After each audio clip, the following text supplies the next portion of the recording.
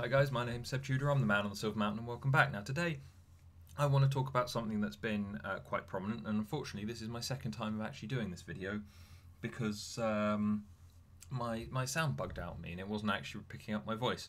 So hopefully you can hear me now. It's telling me that you can hear me now, and so let's get into it.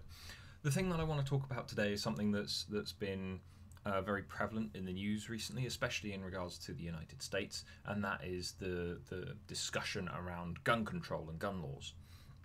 Now, I want to talk about this because I think I want to provide a little bit more of a abstracted perspective, because I feel one of the issues that a lot of these situations have is that is that because every time this discussion comes up, it's only related to a very specific event. When that specific event then fades from the news, fades from the public eye, fades from the memories and minds of the people who have actually got to argue and debate this in government, when all of that fades, then the issue goes away, the discussions stop, and as a result, the next time it happens, no changes have been made and this discussion has to start all over again. It's, one step forward, one step back, and it's keeping them in place. And as a result, provisions aren't being made, things aren't being changed, things aren't being updated, we're not getting anywhere with this, and so people are still losing their lives. So the first thing that I want to go into before anything else, so just for the complete transparency in regards to this video, when it comes to the stuff that I say in a minute, I'm not personally against guns and weapons. Do I feel they should be very heavily restricted and controlled? Yes, because they are literally designed to kill people. However, me personally, I have enjoyed shooting. I very much enjoy messing around with weapons in regards to testing my skill, in regards to doing other things like that. Personally, I prefer a bow over a gun, but at the same time, it's a slightly different skill set that requires an equally interesting set of things to be able to shoot well. And so as a result, yes, I enjoy them in a recreational sense. Does that mean that I feel that they should be allowed access unrestricted to the public? Hell no. Moving on from that, in regards to the development of them as a whole, do I feel that the technology should be around? Yes, for two reasons. Firstly, the actual necessity to have weapons that are potentially bigger than the other guy is important in terms of at times protecting public safety. When we have had terrorist attacks where an individual has gone, like the guy who drove into the fences and stuff over Westminster Bridge and around the Houses of Parliament. It was, when he was taken out and prevented from stabbing more people as a result of someone having a firearm. That was an important situation where he had he was a specific threat and he was able to be neutralized as a result of use of those weapons. Also, in terms of the technology used for development of weapons, development of equipment to support users of weapons, we often see that it'll start there and then that technology will be turned to different purposes and be developed in a different way to then help the citizenry of a place in a different situation. For instance, some of the weapons technology and the combat tech that's being developed by institutions like DARPA that are then, after they've seen good kind of workable situations in the field and in field testing and been made available to the military, consumer versions of them being developed, which at times, I'm not just talking about firearms, I'm talking about all the other equipment that comes with those individuals who are using firearms, and then that potentially in terms of medical tech, in terms of other equipment, exoskeletons for old people, for instance, to help them remain mobile when those exoskeletons were initially being developed for carrying larger loads, for loading ammunition, for being able to carry heavier equipment, heavier firearms and kind of other forms of weapon about your person. It's been iterated down into the public sphere, into the private sphere, in a way that has then benefited more people. So I don't fault the technology being there, because the advances and the benefits don't only affect that one weapon-based area of development and creation. However, this is where now we should take a look at the numbers, because the numbers are what people go back to, and quite rightly so, because the numbers are being pulled directly from the situations that you're finding that are causing these things, and the places that are causing these things. And so as a result, I want to take a look at these numbers and do a few little comparisons here and there. So in regards to kind of developed countries, the Western countries like the United States, considering I want to point this towards the United States very specifically, considering they are the ones with the most prominent problem, I want to do a couple of comparisons. So for the most part, looking at the various statistics that I found online, you're looking at, for them, on average, about 0 to 3 deaths per 100,000 people as a result of firearms in most of the Western world, at the very least. Most of the developed countries that are very much Western based, like the United States. For instance, the UK, where I live, we're looking at 0.23 deaths per 100,000 people, so less than 1, which, you know, over 64 million people, you're going to have a very, you know, that's still going to be a particularly small number all told. Moving up, looking at other places, larger economies like, say, Germany, you're looking at 1 per every 100,000 people. France, you're looking at 2.8, which is on the higher side, but still within that limit of 3. Let's expand that to other countries as well that are maybe not purely Western based, but places like Australia, for instance, that recently improved their, you know, not too long ago, improved their firearms regulations, where they are now at 0.9, according to the statistics that I found, 0.9, about 1 death per every 100,000 people. Of course, one of the places that did particularly well in reducing their gun crime and removing guns from their streets and things was Japan, who used a mixture of various different policing techniques and then developed some of their own on top of it to completely crush the gun crime in their cities, which they set at about 0.06 deaths per 100,000 people. Not even a tenth of a person per 100,000 people is killed by a gun.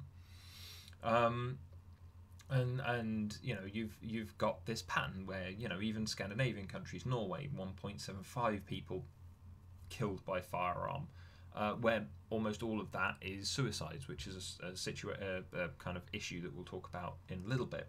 But then you scroll down on this list to the United States, and they're sat at 10.5. So if we round that up to around 11 people, that's 11 people being taken out per every 100,000. That's what, 35-ish thousand people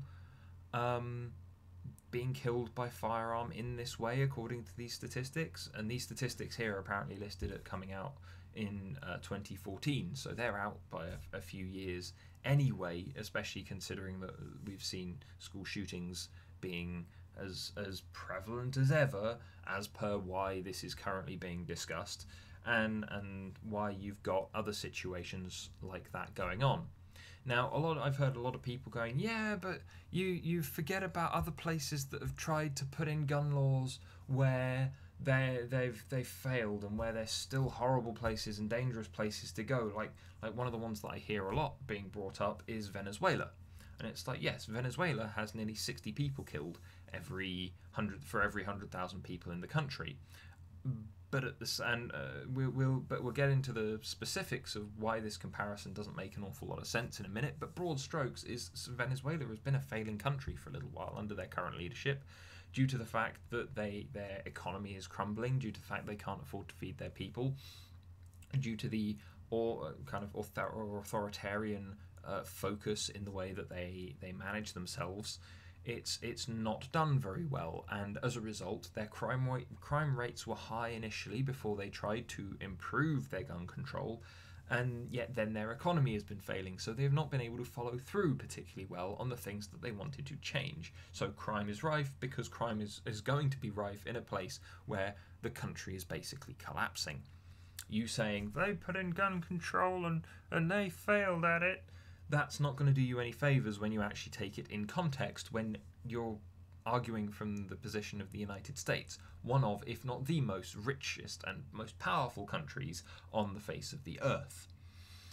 In which case, let's now take a look, before we get into where the gun, what kinds of gun deaths are occurring in these places, let's go and take a look at how many guns per 100 inhabitants there are in these various countries. So for the most part, you're looking at the highest other numbers being about 40. Yeah, 37.8 in, where's that? Serbia. With, most of them being sat much, much lower than that. For instance, here in the United Kingdom, you're looking at 6.6 guns per every 100 people.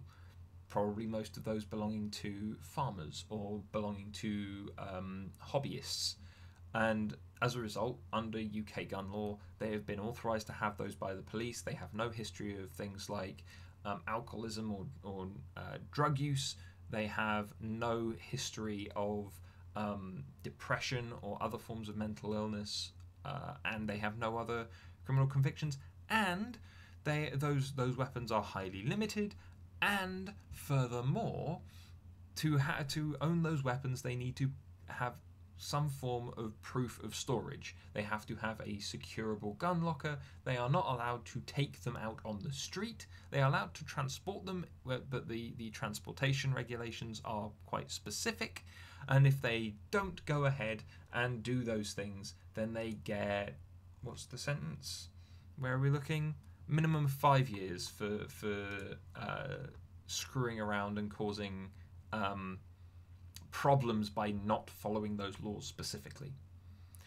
In which case, though, then let's take a look at these other places. Let's take a look at, where was Germany again? Germany's on the higher side, where you've got 30.3 weapons being owned per 100,000 people, and yet their gun laws are still stringent enough to ensure that, firstly, there are regulations, there are things that are being checked and looked into, because for the most part, you are not allowed to carry in public. You are allowed to own, but you are only allowed to have those things if those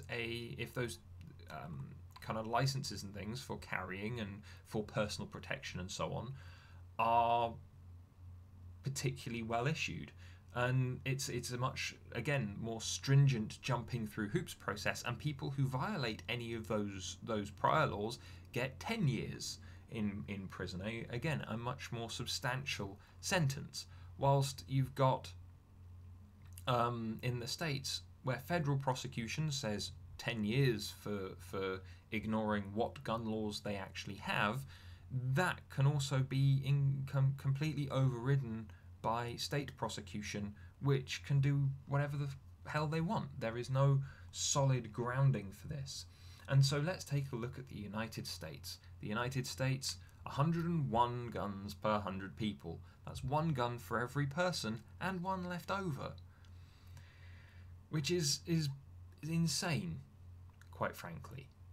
Because again, where the highest other that's listed here is Serbia, with 37.8 per 100 people. You've got, well, if that's about 40 guns per 100, you've got an additional 60. That's especially considering within the States you can gain access to essentially just military hardware just by walking in, picking it up and paying for it. That's a huge number of guns with a huge amount of damage potential. But then, what about Venezuela, Seb? What about the country that you were pointing out as being kind of the worst of the worst at the moment? Or what where's that sit with, surely that's got more guns, right? No, it's got about as recorded, it's got about 100 per 100 people, rather. It's got about 10.7 as listed here. In which case, let's take a look at the breakdowns. So let's start with Venezuela. Venezuela, as I said, most of the killings, most of the gun-based killings are going to be crime-related, right? They're going to be people killing other people to get what they have. In which case, you wouldn't expect much in the way of suicide or accident. It would all be either undetermined or it would be homicide. It would be straight-up killing. And guess what? That's what we find. So we've got 39 of the 59 being purely related to murder, to killing people, with 19.4 of those being related to the unfortunate situations where they can never actually find out who has committed the crime. And so where you, in that country, yes, you've now got this situation where the crime, the unrest, the breakdown of their society within that country is being shown in terms of the amount of violence being caused. But then let's take a look at the others. So UK, where I am, the most the unfortunate situation is that the most substantial number at 0.1 person per every 100,000 is suicide. Which, again, where considering that in the United States, places like the CDC aren't allowed to investigate or research guns as a public health issue, thanks to lobbying from places like the NRA and whatever else, and considering that in the United States, at the same time, just this last week, when they were debating whether or not gun control should be expanded and should be brought to discussion, they shot it down in flames. And in the same set of hearings and reviews, they decided that pornography, a thing entirely based on human inclination that are deemed healthy, that has been an industry in one way, shape or form since so far back, well before the inception of guns and large-scale war, there was pornography. And there have even been studies to demonstrate the health impacts of pornography being beneficial. Men looking at women generates a healthy response in the man. Pornography as a form of release and escape can be beneficial to people because sex is beneficial to people because that is the way that we are designed. We are literally designed to have sex, pass on our genes, and then continue with our lives however we wish. That is our purpose. And yet, apparently, that's unhealthy. Yet we're not squid. We don't die after we've finished. So it's not unhealthy. In fact, we can measure the health impact of it. And yet, apparently, that is unhealthy compared to guns, which literally take the lives of people. So let's take a look at this breakdown for the United States, though. So you've got about 0.3 of all per 100,000 people, deaths per 100,000 people, that are either deemed to be unintentional or undetermined, with about 0.1 being undetermined, they can't tell, and 0.2 being unintentional. Someone's had an accident, they were cleaning their gun, it went off, and they blew the back of their head out. Then, though, you've got your homicide. And as with the issues around school shooting, as with the issues around gang violence and other forms of gun crime, rather unsurprisingly, you've got 3.6 of the 10.54 deaths per 100,000 people are related directly to guns, and so that's substantial. That's over that's about a third of those deaths per 100,000 people being related directly to people having the capacity to murder as a result of access to these weapons. You know, as we saw again with the number of people that were killed recently in school shootings, or the chap who opened fire from a hotel window on a concert. You know, we have seen those situations arise, and quite frankly, those situations have not been good because people have lost their lives. And yet, here's the thing that stands out to me, and that I definitely just makes it stand out as a health issue. The largest number that makes up the 10.54 deaths per 100,000 by gun in the United States, according to the figures that I have in front of me, are the 6.3 per 6.3 deaths per 100,000 people as a result of suicide. That's why this is a health issue, because those guns getting into anyone's hands, the 101 guns, that means that there's one per person per 100 inhabitants, as well as then one left over that someone can stick in their mouth and pull the trigger. You're telling me that as part of a mental health, part of a kind of self-focused mortality issue, isn't a public health issue for you? You're quite happy to let those people die, but you, in so many places, you're against euthanasia. You refuse to consider abortion when those are choices around either someone who is already suffering and willing to end themselves to end that suffering, or someone who is terminating a collection of cells that is not even technically a life yet, and that still may not achieve living by the end of their term anyway.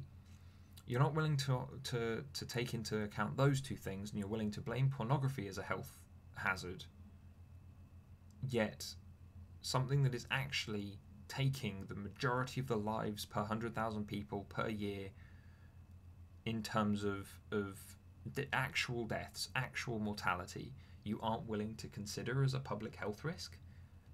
Isn't that somewhat hypocritical? Surely the other two should be admissible, abortion and euthanasia, if you're allowing this. But then, expanding on that, why is this the case? Well, because you've got so many of them lying around, and they're unrestricted, and they're for the most part entirely unregulated, and so at least in the larger sense that it would prevent people from getting their hands on them. And as a result, it's the quickest way, and they're just there. And it's not like you consume an entire bottle of pills, because then there's at least a chance that if you're found in time, you can get your stomach pumped, you can be helped, you get a second chance, you can review your life thus far, you can make those changes, you can develop around those challenges, and you can change your mind. Same with if you cut yourself, if you cut your wrists, or otherwise if you are found in time, or if you change your mind and seek help, then you have a chance to survive. You have a chance to rebuild yourself in a way that then you know what you are going through, you know what the way out that you thought you had was not the one that you really wanted, and so you can try to be better, you can try again. Here though, one bullet through your brain ends you, almost every time. The disruption caused, the damage caused, you do not return from. And so you're saying that you want to, by denying stricter gun control, by ensuring that these people who have histories of depression, histories of upset, of various mental disorders, people who have drug and alcohol conditions that are being recorded and reported with previous convictions for anything, you're saying that those people should be allowed access to weapons, not only that they can cause harm to other people with, but more specifically that they can cause harm to themselves with. That's not a public health issue. That's not something that you want looked into, that the NRA and all of their zealots don't want looked into and kind of worked out, because the fact that they don't want it talked about in the first place should surely highlight that there's something off about it that they know. And this is what they know. They know that deep down they have a problem. But they're not evil in the sense of wanting these people to die. They're evil in the sense that they don't care. They're willing to ignore the consequences of their actions simply because they aren't at risk. And so here's the thing that stands out to me as well. Lots of people who are arguing in favour of just shutting up about this, they're in favour of the Second Amendment. First off, they don't want it changed. That's ridiculous. The fact that it's called the Second Amendment means it was not in the original document. It was in fact the second change made to the original constitution of your country. In which case, guess what? There are firstly amendments being made, relatively speaking, all the time, and then on top of that, if it's already been changed once, you can't then go, no, we don't want it changed anymore. There's no more time to change it. There's no more need to change it. No, guess what? You continue to change it until it works. Doesn't matter if it hurts your feelings, doesn't matter if you do anything else, you change it until it's functional, until it works the way it's intended. That piece of legislation, that amendment, was written so long ago, as per all of the skits that show disgruntled workers coming into work with a kind of ball-firing musket, who are trying to kind of go on a rampage, and they just can't due to the loading times. Yeah? That's when this was written. Not when you have weapons that can put, 30 bullets in a magazine downrange in under a minute. You know, it's ridiculous. It's a revolting situation, and when they know they're losing the argument, they look for scapegoats. Like with these poor kids from this school that recently got shot up in the States being called crisis actors, when it's bollocks.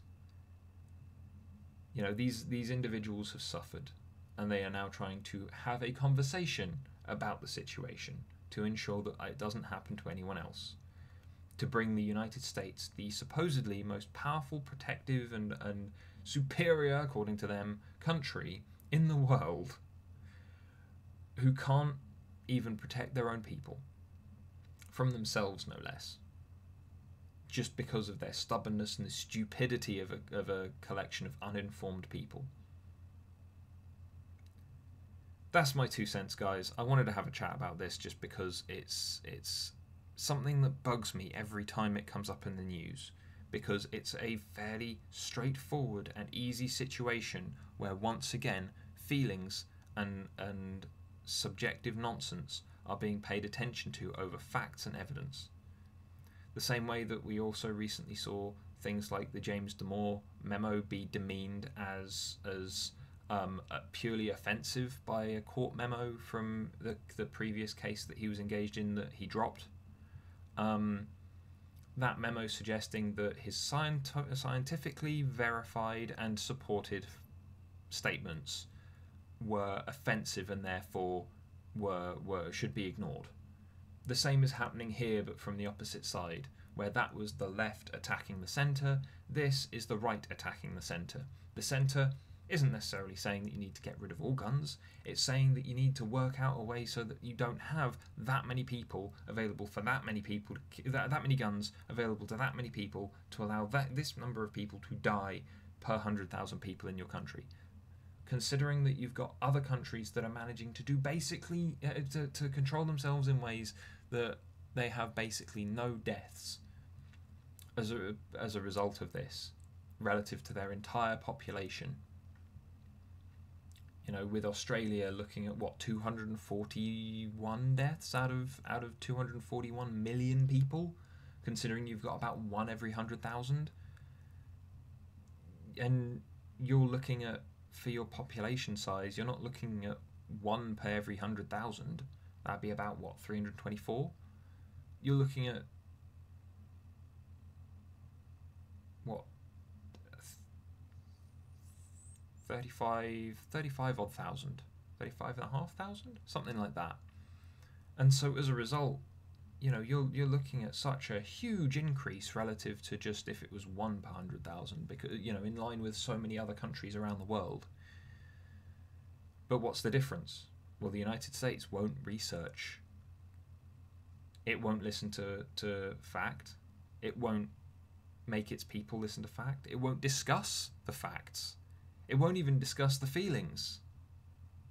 So here's the thing that stands out to me. Recently we've been seeing this kind of become a bit of an angry meme as well, whereby it's, well, you give thoughts and prayers to the people who have actually lost their loved ones. So what you're doing there is giving your thoughts and prayers to make yourself feel better about not giving a shit about those people that have actually lost people. They have lost living individuals who were major parts of their lives that they loved and who loved them and who were important, and who, in the case of school shootings especially, who never had a chance to even live their lives. And so then, though, you'll listen and bend over backwards to facilitate the individuals who have no real right to complain and argue about a discussion taking place around gun control, and yet that is what they do every time. How about, as has been suggested by these memes an awfully large number of times, how about when you have this discussion, you come to a conclusion that's functional and you action it, and then to all those people who will potentially lose their weapons, who will not be able to apply for weapons, who will scream and cry and moan about an amendment being amended, as hypocritical and ridiculous as that is, then how about you go, well, all you're doing is losing some possessions. You're using toys. You're losing things that make your big macho kind of idiot idea of yourself bigger and better. Have some thoughts and prayers. That's my 2 cents, guys. I'd love to hear your thoughts down below, because obviously this is a topic that's apparently only really divisive in the United States. But I know that a lot of you guys from the US are the ones that watch these videos, so I'd be interested to hear your thoughts in the first place. But then also from the rest of you guys, from I know that a lot of people on the channel, watch stuff on the channel from Canada, for instance. I know that there are a fair number of you from Scandinavia, and Scandinavia has slightly, and Europe as well, have slightly relaxed gun laws depending on where you are compared to where I am in the UK, and yet you guys still fall in line with everything else that's going on in terms of gun crime generally. With, again, the vast majority in these various places, even Serbia with the next largest number of guns, the highest amount, Serbia, second largest number of guns with 37.8 per 100 people, still only at 3.4 in terms of people that die every year as a result of firearms, with most of those being suicide. Whatever laws they have in place there, regardless of the volume of available weapons, they're obviously doing something right to keep those deaths down. And it's a shame that those weapons are still available and around to the extent that it allows those people to end their lives. It's troubling that this country that is so powerful and has such a substantial influence on the world economically, culturally, whatever, is even removed from which leader happens to be in office at the time, is always fighting this fight against common sense and against the control of things that will literally kill others, in favour of just their own fragile self-worth and materialism. But anyway, guys, I've rambled and ranted for long enough on this. As said, I'd love to hear your thoughts.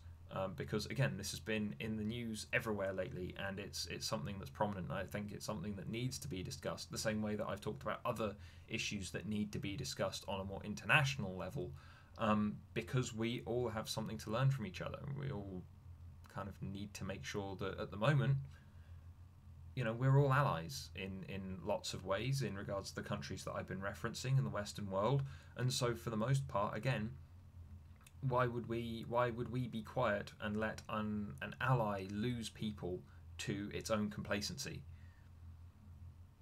That's the thing when people go, oh, well, why are you voicing your opinions on other people's politics? Well, simple, because we're all in the same boat. We're all on one rock floating through space, and we're all friends, right? Someone from the United States is an ally to someone in the UK because our countries are allies. That's the point. In which case, why would I not have an opinion on your politics? I don't want you to make mistakes. I don't want my own country to make mistakes, but it's doing it anyway. I obviously don't have that much reach and influence. However, I will do what I can to help. That is what I always aim to do. And maybe one day we'll actually see if this stuff actually helps in the first place. But anyway, guys, as said, I'd love to hear your thoughts. And yeah, I'll see you in the video later. Take care. Thank you very much for watching, guys. If you enjoyed this video, then please drop us a like, share this video, and subscribe for more. And I'll see you in the video this afternoon. Take care.